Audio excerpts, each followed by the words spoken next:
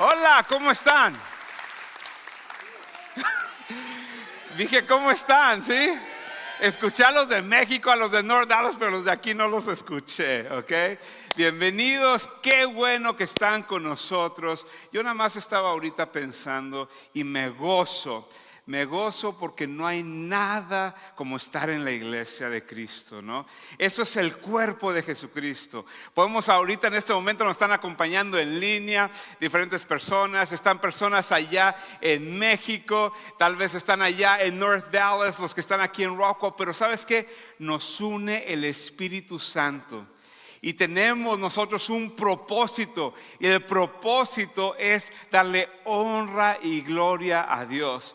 Si tú estás emocionado de ser parte de esta iglesia, dale un fuerte aplauso al Señor, ¿eh?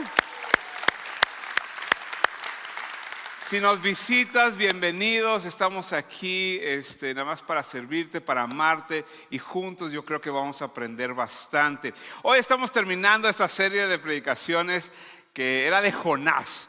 Y aprendimos bastante. A ver, levantando la mano, ¿cuántos aprendieron algo? ¿Sí? ¿Cuántos aprendieron a no ser tercos, no? A no ser cabezones. Sí, vi las manos ahí levantados de los de North Dallas.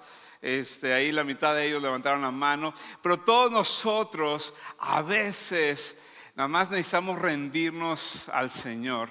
Y eso es lo que me encanta que hemos aprendido de Jonás. Que a pesar de nuestra terquedad, de nuestras fallas, Dios tiene un propósito para nosotros. Estaba pensando en algo de Jonás y estaba recordando una historia de un niño de esos niños cristianos, de esos niños que le encantaba leer la Biblia, esos niños que creían en la palabra de Dios. Estaba en la escuela y él empezó a hablar de Jonás. Y dijo, ¿sabes qué? Estaba Jonás y vino un pez grandote y se lo tragó. Y la maestra era de esas maestras que tenía como que burro con limón. ¿Sabes lo que es un burro? Es una cara de burro y luego le echan limón y está así enojada la señora, ¿verdad? Los de México saben esa expresión, burro con limón. Y ella no creía en Dios. Ella dijo, ¿sabes qué? Eso es imposible. Sí, es imposible que un pez haya tragado a Jonás. Y este niño con convicción dijo, pero la Biblia dice que este pez se tragó a Jonás. Y ella dijo, pero la ciencia dice que no. Y es imposible, los libros de biología. Y el niño frustrado dijo, ¿sabes qué? Cuando llegue yo al cielo, me voy a acercar con Jonás y le voy a preguntar si es cierto o no. Y ella, pues ahí con el afán, como era atea, dijo, bueno, ¿y qué tal si llegas al cielo? Y ese tal Jonás no está en el cielo, está en el infierno. Dijo, bueno, entonces usted le pregunta. Me cayó bien ese niño, ¿no? Claro.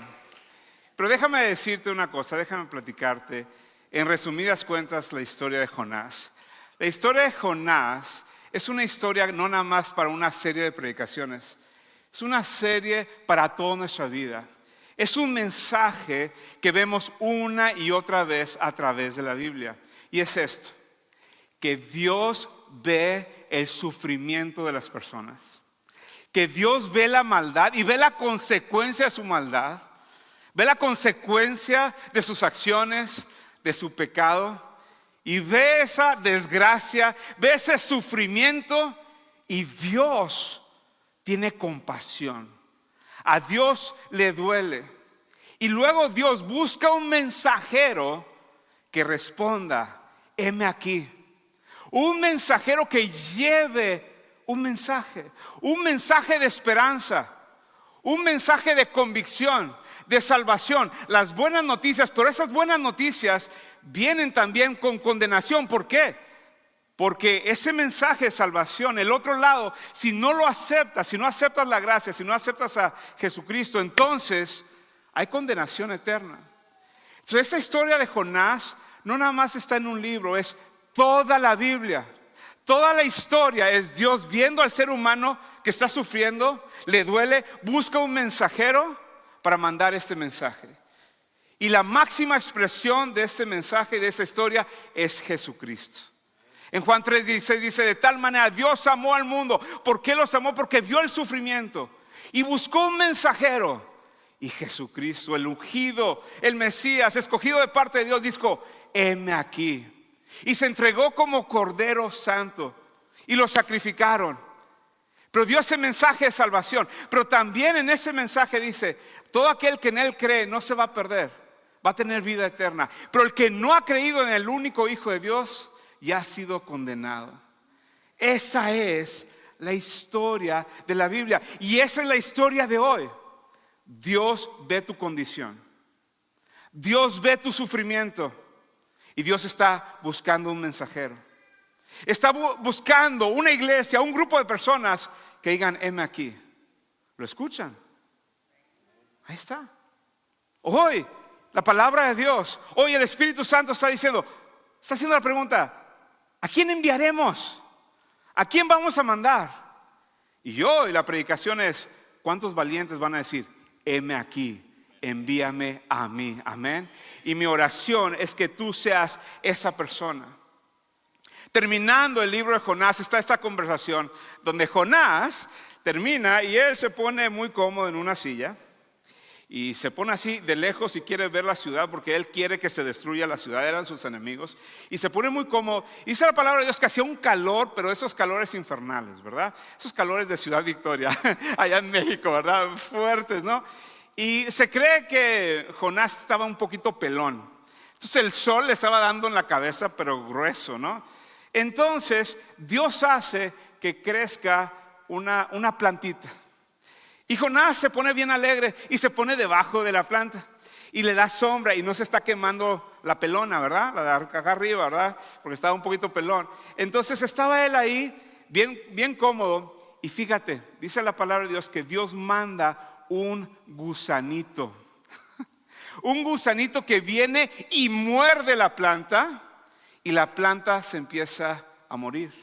Entonces Jonás está sentado, se muere, ya empieza a quemarse la cabeza, empieza el calor, empieza a sudar y se fastidia y se enoja. Y Dios tiene una conversación con él.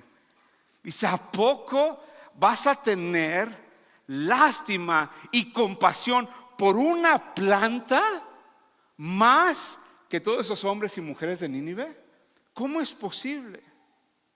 Y luego dice una cosa, Dios, ¿a poco no tendré yo compasión? Lástima, esa palabra lástima o compasión es un dolor profundo por el sufrimiento de otra persona. Y Dios dice, ¿a poco no me va a doler ver que están sufriendo 120,000 personas? Y Jonás, frustrado, dijo, no me importa, me importa más mi planta. Yo quiero que en ese momento, no importando el campus que estés, si me estás viendo en línea o estás aquí, te enfoques en este número. ¿Qué es este número?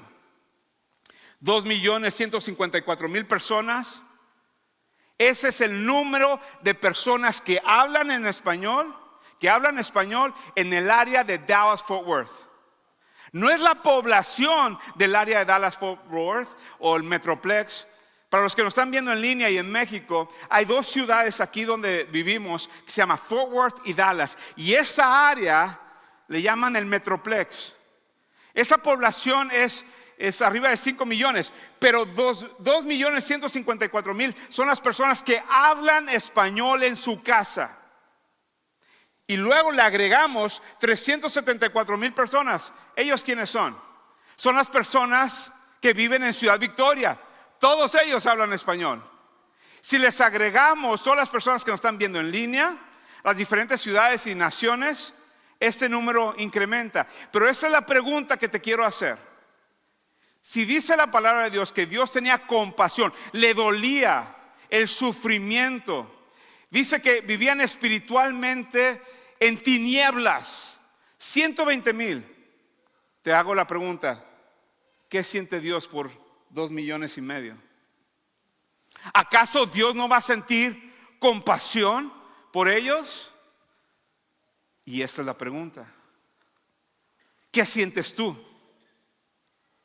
¿Qué te importa más en este momento como iglesia? ¿Te importa más 2,5 millones de personas o tu plantita? ¿Qué es tu plantita? ¿Es tu seguridad? ¿Es tu sombra? ¿Es tu comodidad? ¿Te atreverías a contestar? Tal vez algunos de nosotros dicen, oh, claro, me importan, 2,5 millones, ¿sí? ¿Qué tal si te dijera hoy que hay una forma de comprobarlo?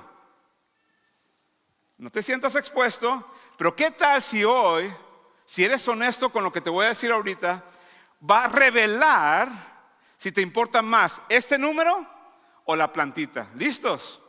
Ahí va. Pongan mucha atención. Sean honestos. Si Dios contestara todas las oraciones de cada uno de ustedes que has hecho en los últimos 30 días o la última semana, ¿cuántas personas serían salvas? ¿Cuántos matrimonios serían restaurados? Seamos honestos. Si Dios hoy dijera sí a todas tus oraciones, ¿cuántos carros habría nuevos? ¿Cuántas casas? ¿Cuántos ceros se agregarían a tu cuenta? ¿Cuántos novios o novias habría? ¿Cuántos kilos se irían? ¿Cuántas tallas se irían? Yo creo que algunos de nosotros nos estamos riendo con de nervios. Acabas de revelar tu hábito de oración. Por lo que más intercedes, por lo que más oras, revela si tienes compasión por los 2,5 millones de personas que son tus vecinos, son tus familiares, o tu plantita, tu trabajo, tu comodidad. Por eso, la visión de esta iglesia, cuando nosotros como iglesia vemos este número, la visión de esta iglesia es que todos ellos conozcan a Dios. Que todos ellos encuentren libertad. Que descubran su llamado y que hagan una diferencia. Acabo de describir un discipulado. Y lo que te estoy diciendo es que qué es lo que se va a requerir para que estas personas sean alcanzadas y discipuladas. Hombres y mujeres como cada uno de nosotros diciendo, heme aquí, envíame a mí. Ahora, lo esencial de Jonás era saber quién estaba haciendo el llamado. ¿Quién quería enviarlo? Y lo respondimos. Dios le dijo a Jonás.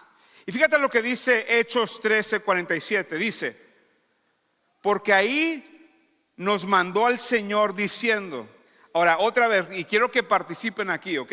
No es una clase donde nada más se me quedan dormidos, ¿ok? Quiero que participen. ¿Quién lo mandó? Aquí dice el versículo. El Señor. El Señor lo mandó diciendo, te he puesto como luz a las naciones, para que lleves mi salvación hasta las partes más lejanas de la tierra. Y muchas veces cuando vemos este número, nos enfocamos en la salvación. Pero dice que lleven ese mensaje de salvación. Pero el mensaje del evangelio tiene dos lados: salvación y condenación. ¿Me estoy explicando? Y muchas veces, sí, queremos que se salven, que se restauren y podemos descansar, porque no nos enfocamos en el otro lado del mensaje. ¿Qué pasa a las personas, a tus vecinos, a tus amigos, a tus familiares, si no aceptan el mensaje de salvación? Y déjame ser claro, el mensaje de salvación no es que vengan a esta iglesia. El mensaje de salvación no es que sigan a un hombre, no es una religión, es una relación personal con Jesucristo. Jesucristo es el camino, la verdad y la vida. Nadie llega al Padre si no es por medio de Él. Y solamente Él. No es Él y la iglesia, Él y el Papa, Él y nuestras tradiciones hispanas. No, Jesucristo basta. Pero aquí, respiremos. ¿Todos juntos listos? Respiremos. ¿Qué pasa con los que no aceptan a Jesucristo? ¿Estamos listos para esa responsabilidad? ¿Para saber que ellos van a ser condenados? Entonces, lo que yo te quiero decir hoy es que este mensaje, esta responsabilidad es algo serio. Estamos hablando de la vida eterna de una persona o con el Señor o en el infierno. Muchas veces decimos vida eterna y nada más nos referimos a estar en la presencia en el cielo. Pero en el infierno es una vida eterna también. Eterno sufrimiento, separado en la oscuridad de Dios. Ahora, Ya hemos visto todo lo de Jonás y vimos cómo no reaccionó muy bien. Entonces yo quería terminar esta serie pues con un buen ejemplo de alguien que al escuchar que gente estaba sufriendo, él respondió bien. Y eso es Nehemías. Déjame decirte una cosa. Nehemías en el Antiguo Testamento era una persona que escuchó que el pueblo de Dios estaba sufriendo. Las murallas que defendía a Jerusalén se habían destruido. Y Dios va a usar grandemente a Nehemías para reconstruir esa muralla, para proteger y salvar a las personas. Pero hoy nos vamos a enfocar en lo primerito que hizo Nehemías. Yo te dejo de tarea, ya sabes, este pastor le encanta dejar tarea. Y lo que te pido es de tarea esta semana es que estés leyendo la palabra de Dios y que leas Nehemías para que lo puedas entender más. Pero empecemos con Nehemías capítulo 1, versículos 2 al 3. Dice así: Ananí, uno de mis hermanos, vino a visitarme con algunos hombres que acababan de llegar de Judá. ¿Y qué dice? Les pregunté por los judíos que habían regresado al cautiverio y sobre la situación de Jerusalén. Quiero hacer una pausa. Esa palabra sencilla, les pregunté. ¿Qué revela eso? Le importó. Él quería saber la condición. Una pregunta, ¿te interesa? ¿Preguntas realmente a las personas cómo están? ¿Sabes la condición de tus hijos ahorita? ¿Sabes? ¿Le has preguntado a tu esposa cómo está? ¿O nada más asumes que está bien? Algunos de nosotros no preguntamos porque no nos interesa la respuesta. Algunos de nosotros, cuando vemos 2,5 millones de personas, ni preguntamos ni queremos pensar la condición que ellos están. Porque al pensar y darnos cuenta de la oscuridad, del sufrimiento, va a requerir de una acción. Pero lo primero que vemos es su corazón que preguntó. Y lo que dice: y me dijeron, las cosas no andan bien.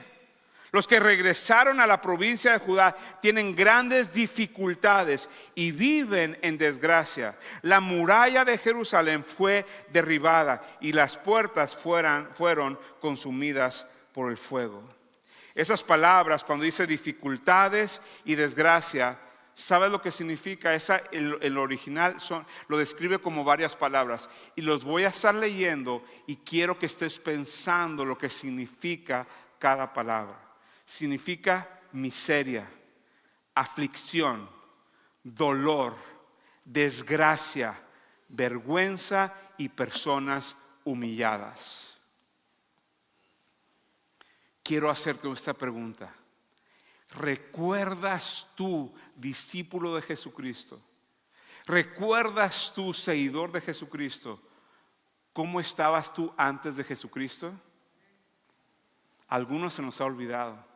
¿Sí o no describe esas palabras una persona que no tiene a Jesucristo en su vida? Quiero ahorita que entiendas que hay personas que esta semana recibieron una noticia que tienen cáncer y se van a morir y no tienen esperanza eterna, no han recibido a Jesucristo. ¿Te imaginas cómo se sienten en pavor en este momento?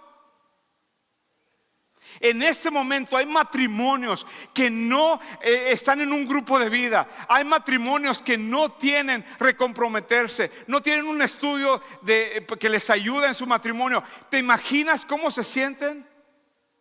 ¿Cómo se sienten los inmigrantes que están llegando aquí, que no tienen una comunidad, que no tienen una casa, que no tienen un estatus legal? ¿Sientes compasión por ellos? Compasión, profundo dolor por el sufrimiento de otros. Te hago la pregunta: ¿qué sientes por tus vecinos? ¿Qué sientes por tus familiares? ¿Qué sientes? Que personas arriba de 25 años, la mayoría de todos ellos en estudios, ni se le puede encontrar un porcentaje que estén confundidos sexualmente o de género. Los de arriba de 25 años saben que son hombres o son mujeres. La gran mayoría. No se puede ni siquiera medir los que piensan que son otro género. Pero los jóvenes de 25 años hacia abajo, ya el 5% de ellos piensan que no son un hombre o una mujer, sino uno de los 72 otros géneros. ¿Sabes la confusión que ellos están sufriendo? ¿Te duele saber esto? ¿Sabías tú que el índice de suicidios se está incrementando? Las adicciones, la depresión, la ansiedad. La pregunta es, ¿qué sientes? ¿Y cómo reaccionas? Entonces el modelo que vamos a ver hoy es cómo reaccionó Nehemías a esta noticia. Y cuando vemos esta cantidad de personas, 2,5 millones de personas, nosotros podemos decir, bueno, ¿cómo puedo empezar? Pastor, me estás diciendo cómo debo empezar. ¿Cuál es mi primer paso? Ahí te va. ¿Queremos avivamiento? ¿Sabes lo que significa avivamiento? Avivamiento es algo que estaba muerto, traerle vida, que resucite. Algo que era débil, se va a fortalecer con un poder. ¿Sí o no queremos que el Espíritu Santo baje y que haya un avivamiento aquí? ¿Sí o no? Los quiero escuchar. ¿Sí o no queremos un avivamiento? Para eso, ese avivamiento tiene que empezar con uno. El fuego del Señor, el avivamiento tiene que empezar contigo primeramente. Tú te tienes que llenar de Él. Y cuando te llenas de Él, brota un manantial. Sale como sobrenaturalmente sabiduría, amor, todo el fruto del Espíritu Santo. Pero entonces, si tú dices, sabes que yo quiero alcanzar, discipular a esas personas, empieza con uno. Y aquí es corriendo hacia la presencia de Dios. Nehemías 1:4 dice así: cuando oí esto me senté a llorar. Y de hecho duré varios días, estuve de luto. Esa palabra luto es gente que se arrodilla, gente que llora, gente que se desgarraba la ropa en duelo. Había una reacción física. Y luego dice, ayuné y oré al Dios verdadero, al Dios del cielo. Entonces, ¿cuál es nuestra reacción? Nuestra reacción es que nos debe de doler. Debemos de llorar. Y te hago la pregunta, ¿cuándo fue la última vez que lloraste por tus vecinos? Lloraste por tus familiares que no conocen a Jesucristo. El problema de esto es que algunos de nosotros, en lugar de llorar, somos pesimistas. Vemos ese número y decimos, ¿se lo merecen? ¿Son adictos? Pues ¿para qué? ¿Para qué andan tomando? ¿Para qué se andan inyectando? ¿Tienen problemas en su matrimonio? Pues ¿para qué andaba de coqueto? ¿Por qué andaba de esto? Entonces empezamos a tener apatía. Empezamos a juzgarlos. Somos pesimistas y nos paralizamos en lugar de llorar. Jesucristo no se paralizó. Él no se aferró al cielo, sino que vino aquí a esta tierra como siervo y vio el dolor, sintió el sufrimiento, lloró por las personas. Cuando vio a Jerusalén y vio a los religiosos, le causó dolor. Entonces yo te hago la pregunta, ¿qué te causa al escuchar esto? Después de eso dice que ayunó. Ya sabes a dónde voy. ¿Cuándo fue la última vez que ayunaste? ¿Por qué es ayunar? Muy sencillo. Ayunar es privarte de algo, por decir, yo voy a ayunar las comidas del viernes. En lugar de desayunar, comer y cenar, ese tiempo de preparación y de comer lo voy a dedicar en oración y lectura de la Biblia e interceder por algo. Puedo ayunar una vez por semana, puedo ayunar 2 veces seguidas en un mes. Puedo decir, ¿sabes qué? Voy a ayunar de café o voy a ayunar, no quería decir esto, pero voy a ayunar de coca de dieta. Gracias, Fran, por ese amén, me trajo convicción. Pero entonces, quito eso y porque me duele en mi carne, me doy cuenta que a veces las cosas de este mundo me dominan y empiezo a nutrirme espiritualmente, empiezo a alimentarme espiritualmente. Entonces cuando haces un ayuno, en lugar de cenar, te vas y te encierras en tu cuarto y empiezas a orar y a interceder. Hombres y mujeres, ¿tienes el hábito de ayunar? Hay batallas, escúchame bien, hay batallas y problemas en tu vida que solamente se pueden ganar con oración y ayuno. Y Dios hoy te está trayendo convicción. Hay algunos de ustedes en su familia, hay situaciones difíciles y Dios te está diciendo, empieza a ayunar, empieza a orar. Los discípulos en una vez fueron y oraron por una persona que estaba endemoniada. Y fueron y reprendieron al demonio para que se saliera. Y el demonio no se salió, dijo, Nel pastel, me quedo aquí. Y los discípulos estaban frustrados. Y llegó Jesús. Y Jesús tomó autoridad y vámonos, ese demonio salió huyendo. Y los discípulos llegaron y dijeron, ¿por qué a ti sí te hicieron caso? Y él, Jesucristo, respondió, hay cosas que se ganan con ayuno y oración. Te quiero animar que tengas el hábito de empezar a ayunar. ¿Cómo se vería que tu grupo de vida ayunara? Wow. Porque entonces eso quiere decir que ya no vamos a traer menudo a la iglesia cuando nos juntamos, ¿verdad? No, pero no es un castigo, es algo que sabes que vamos a dedicar algo extra. Y después de eso, oración. Te quiero recordar qué es oración. Oración es platicar con Dios, es tener intimidad con Dios. Oración es quitar la mirada de lo pasajero, redirigir la mirada de las cosas imposibles y poner la mirada en un Dios todopoderoso, que para Él no hay nada imposible. Eso es la oración. Amén. Es imposible preocuparte y orar al mismo tiempo. Y algunos de nosotros nos la pasamos preocupados todo el día en lugar de orar todo el día. Preocúpate por nada y ora por todo. Amén. Entonces empieza a orar. Entonces, mira, déjame decirte lo que hizo Nehemías. Después de eso, Nehemías empieza con la acción. En Nehemías 4:9 nos dice lo siguiente: así que oramos a nuestro Dios y pusimos guardianes en la ciudad día y noche para protegerla. Esto ya está más avanzado, pero me toca mucho porque esa palabra de guardianes son como centinelas que día y noche estaban ahí orando y protegiendo y luchando. ¿Y sabes lo que te quiero decir? En esta iglesia tenemos centinelas, tenemos guardianes, pero necesitamos más. Por esta razón te quiero decir que todos los que están ahí en Amor Viviente, cada miércoles a las 6 de la tarde hay reunión de oración. Yo te estoy hablando a ti que llegues este próximo miércoles a las 6 e intercede por tu ciudad, por Ciudad Victoria y por Tamaulipas, nuestro estado. Intercede por tu campus.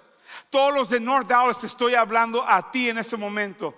Cada sábado, a partir de este sábado a las 7 de la mañana, estamos convocando a los guardianes de oración, a los centinelas, a los capitanes que van a llegar, interceder por Dallas, por su comunidad y ver un avivamiento que caiga ahí en ese campus. Y todos los de Rockwall, todos los que me están viendo en este momento, todos los de Rockwall, cada domingo a las 8 de la mañana te esperamos aquí orando, poniéndonos en la brecha y clamando: Señor, envíame a mí. ¿Cuántos de ustedes se animan, Órale, vámonos. Necesitamos guerreros.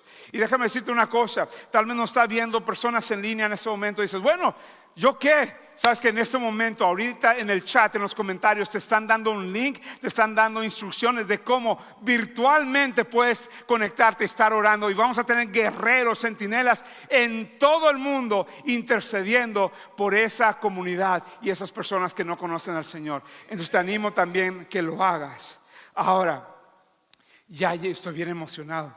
Se nota cuando se me empieza a ir la voz. Estoy emocionado. Porque qué privilegio es que el Señor nos hable de esto.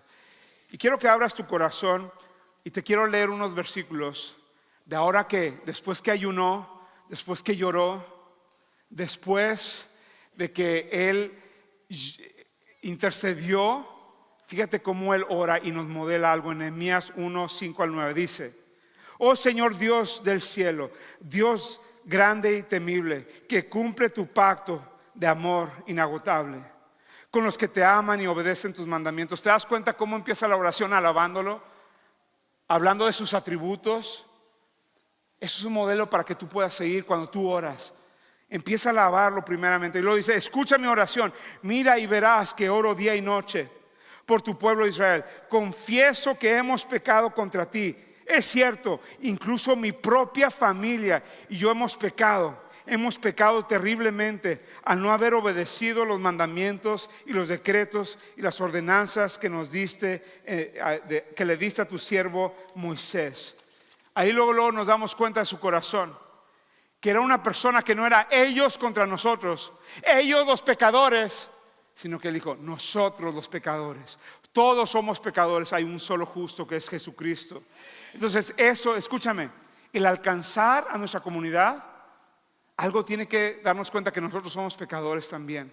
Entonces eso es lo que cambia. Y luego dice: te suplico que recuerdes lo que les dijiste a tu siervo Moisés. Si me son infieles, los dispersaré entre las naciones. Pero si vuelven a mí y obedecen mis mandatos y viven conforme a ellos, entonces, aunque se encuentren desterrados en lo extranjero más lejos de la tierra, yo los volveré a traer a lugares que elegí para que mi nombre sea honrado. Y yo, cuando leí este versículo, sentí una convicción del Espíritu Santo y quería hablarle a algunos de los que me están viendo en este momento. Tú ahorita te sientes lejos de Dios, desterrado. ¿Por qué? Porque le has sido infiel, has pecado, lo has rechazado. Pero tú piensas en tu mente, has creído la mentira, que estás demasiado lejos. Déjame decirte una cosa: no importando lo que hayas hecho, no importando lo más sucio que es tu pecado, no se compara con el sacrificio de Jesucristo en esa cruz. No se compara con la sangre poderosa de Jesucristo. Y dice la palabra de Dios que si tú confiesas tu pecado, Él es fiel y justo para perdonarte. ¿Qué te estoy diciendo hoy en cualquier campus donde estás? Que si hoy te acercas a Él, te arrepientes, Él te va a traer de nuevo a sus brazos y te va a restaurar y te va a dar vida, y una vida en abundancia. Si tú lo recibes, dale un fuerte aplauso al Señor.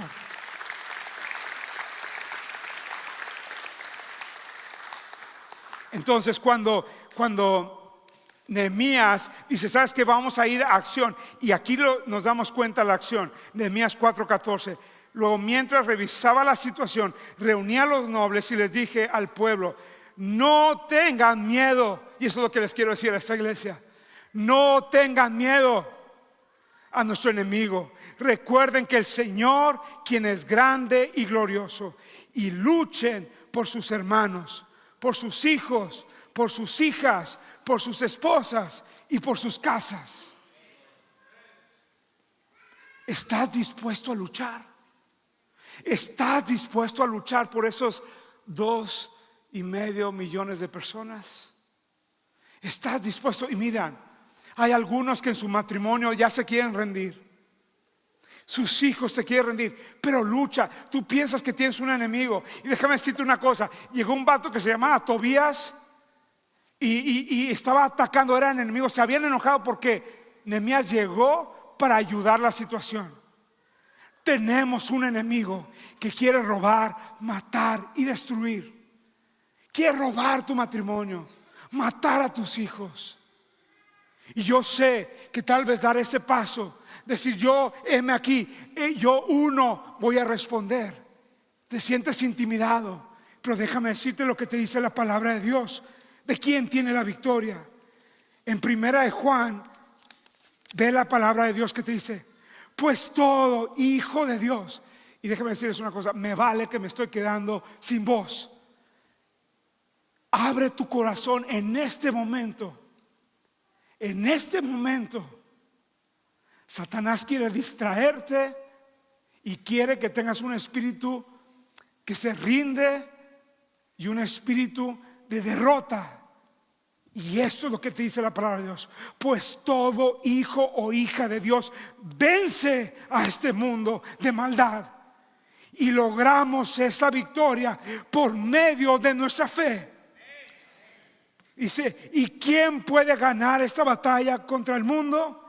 Únicamente los que creen en el Hijo del Señor Jesucristo.